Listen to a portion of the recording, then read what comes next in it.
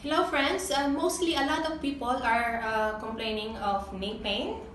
The knee joint is connected with the three bones. This is the femur, the tibia, and patella, and some of the supporting structures, which are the ligaments, and the shock absorber as the meniscus. And this is the patellar tendon, which comes from the quadriceps muscles. It mainly affects the old age people, the obese people, and the long-standing workers. But maybe you wonder, you are slim and young and you are suffering from knee pain because the knee muscles are really weak. So here we are teaching you how to strengthen your knee muscles. So let's start and see the exercise videos.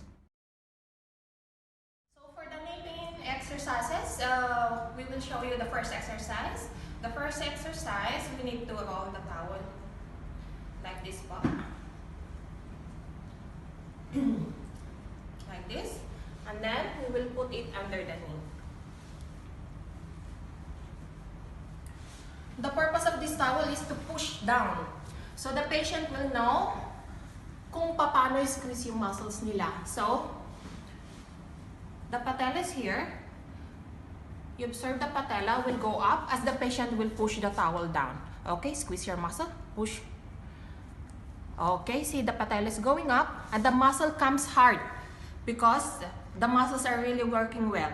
So when you do this exercise, also, you need to ensure that the toes are pointing upwards. Okay? In this way, mas magko-contract po yung muscles nila, mas magiging tight, and so mas ma-effective po yung exercises natin. So, now, we will hold this for 1, 2, 3, 4, 5, 6, 7, 8, 9, 10. Relax.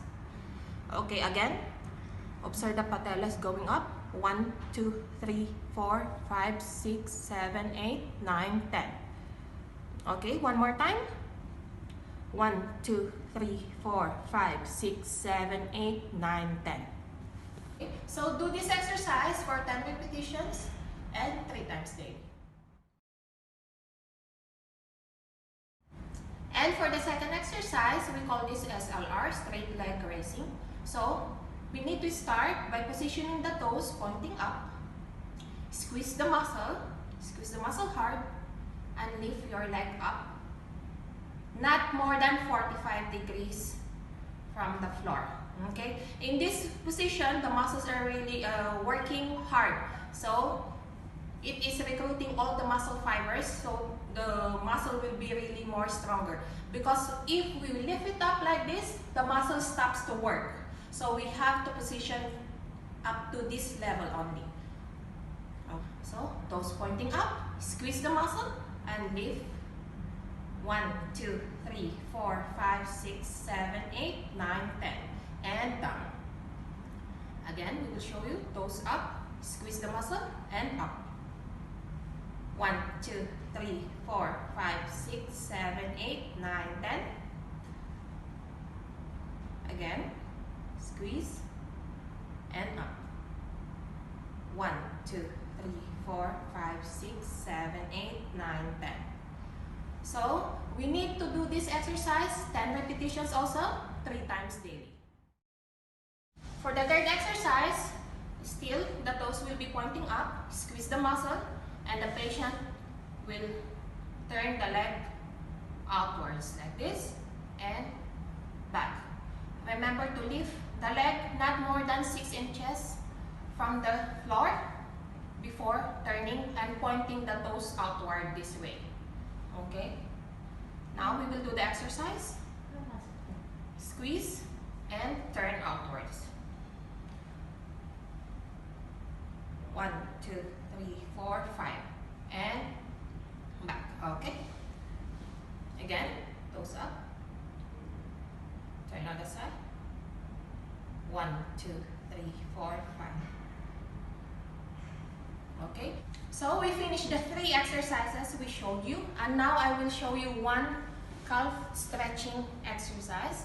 This we need to stretch the muscles from the calf because sometimes this is causing a lot of pain, especially at the back of the knee.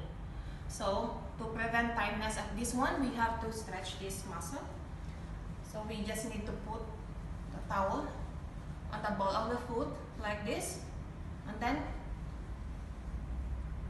you will pull the towel like this using your body weight and hold it for 20 seconds. 1001, 1002, 1003, 1004, 1005, 1006, 1007, 1008, 1009, 1010, 1011, 1012, 1013, 1014, 1015, 1016, 1017, 1018, 1019, 1020, and relax.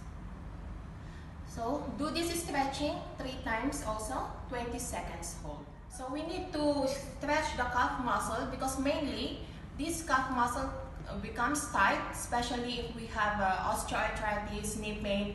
These muscles are really tight, so we need to stretch this muscle to maintain the muscle length, and it will relieve the pain on the knee joint.